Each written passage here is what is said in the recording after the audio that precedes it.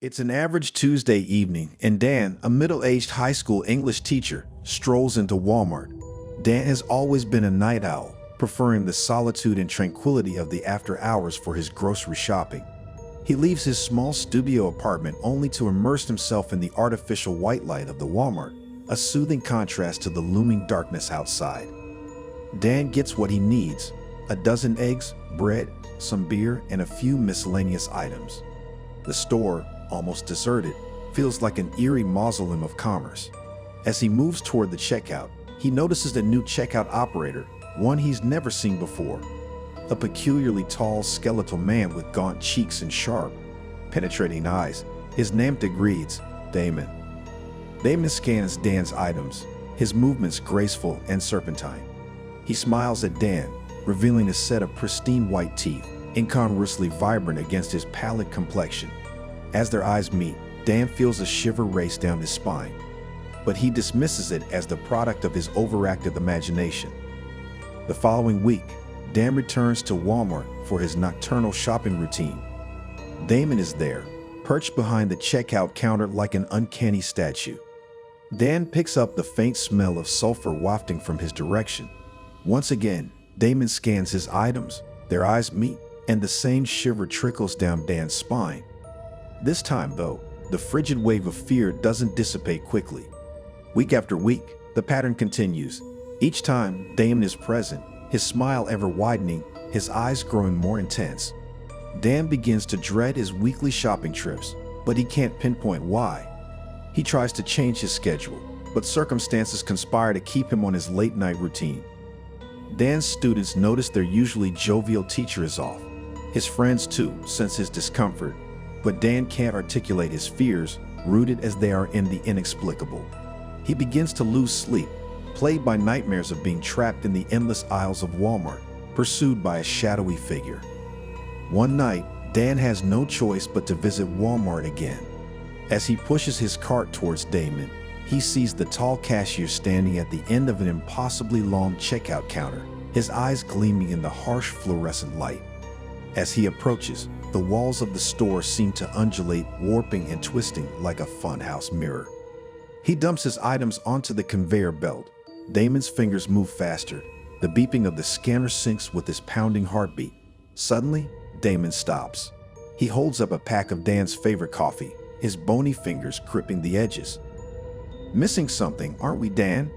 His voice is soft and melodious, but it echoes around the empty store. Dan looks at him, bewildered. "You're asleep, Dan. You're missing your sleep." Damon smiles, his teeth glowing. Dan's heart freezes. How does Damon know about his sleep troubles?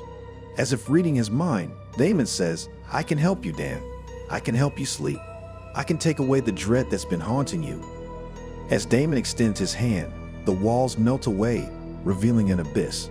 The cashier's counter morphs into a monstrous snake, Damon sitting atop, grinning. Dan screams, backing away, but his feet refuse to move. And then he wakes up. He's not in Walmart, but in his bed, drenched in sweat. It's morning. The sun is shining. A sigh of relief escapes him. It was just a dream. Later, as Dan is making coffee, he pauses. He didn't buy coffee the previous week. He had meant to, but Damon distracted him. He opens his cabinet, and there it is, his favorite coffee pack, exactly like in his dream. In the cold light of day, the impossibility of it hits him. Was it just a dream, or was Damon more than a mere checkout operator? Was he a psychic vampire feeding off Dan's deepest fears and insecurities? Dan didn't know, and he wasn't sure he ever wanted to find out. He knew one thing, though: he was never setting foot in that Walmart again. In the darkest corners of a sprawling urban metropolis, a solitary taxicab flickered like an anguished specter under the nocturnal glow of fading neon lights. The city, a grotesque monstrosity of civilization, roared in a cacophony of despair and hedonism. Amidst this urban pandemonium, a young traveler, Alice, emerged. Alice, a woman of no more than 22, was fresh off the boat, an alien in this unfamiliar urban jungle. Her eyes, wide with a mixture of naivety and excitement, glanced around, taking in the city's sensory assault. The nauseating stench of rotting trash, The glaring lights, the shadowy alleyways that threatened to swallow her whole, it all felt intoxicating yet terrifying. Eager to escape, she hailed the nearest taxi, a battered vehicle that creaked with age. Its yellow paint was peeling off like a reptile shedding its skin, and its lone headlight glared menacingly into the night. Alice clambered inside, sliding onto the worn leather seats, the scent of stale smoke enveloping her. The driver, a middle-aged man with a face prematurely wrinkled by harsh city life, gave her a crooked smile in the rear-view mirror, his eyes, dull and lifeless, locked onto hers for a moment longer than was comfortable. "Where to, love?" he rasped. "Ashwood Hotel, downtown," Alice replied, her voice shaking slightly. The driver nodded, his smile never wavering, and then they were off, the taxi disappearing into the city's concrete veins. As the ride progressed, Alice noticed the taxi was not heading towards the main streets that bustled with activity, but into the grimy back alleys that reeked of urine and despair. The driver, humming an off-key tune, didn't seem to notice her discomfort, or if he did, he chose to ignore it. The eerie tune, combined with his strange behavior and the dubious route, set Alice's heart racing. She swallowed hard, her mouth dry as she asked, "Are you sure this is the right way?" "Shortcut, love." "Don't worry," he replied, his voice like gravel. Alice tried to push away the gnawing fear, telling herself it was only her overactive imagination. But when the cab swerved into a deserted industrial area, her heart pounded relentlessly against her rib cage. Abandoned warehouses, their windows like dark, soulless eyes, glared at her. She reached for her phone, but her fingers, slick with cold sweat, slipped. Suddenly, the cab screeched to a halt. The driver, his face now concealed in the shadows, grunted, "End of the line, love." Terror choked her, her breath coming in short, sharp gasps. "This isn't Ashwood Hotel," she protested weakly. "No, it's not," the driver replied, his voice an emotionless drone. But just as Alice's fear spiked into sheer terror, the driver unexpectedly began laughing, his laughter a hoarse, guttural sound that echoed through the cab. "Look at your face, love. I'm just messing with you. Your hotel is just around the corner." As if on cue, the taxi pulled around a corner, and there it was, the Ashwood Hotel, a beacon of safety in this alien city. The driver was still laughing as Alice paid the fare and practically bolted from the cab, the man's laughter still echoing in her ears. Her heart pounding and her body trembling with adrenaline, Alice finally sighed with relief. It had been a horrific journey, but she had arrived safely. Her initial terror was now replaced by an indignant fury.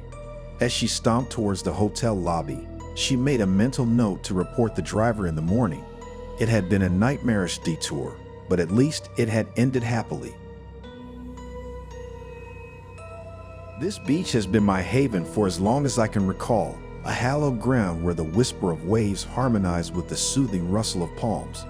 The azure of the ocean blending with the pristine white sand created an image so picturesque, so serene, it felt like an illusion spun by Mother Nature herself. But lately, a sinister ripple had begun to distort this idyllic portrait. A malignant entity lurked beneath the placid surface, an unseen specter that sent a shiver down my sun-kissed skin. Its presence was an anomaly, a discordant note in an otherwise perfect symphony.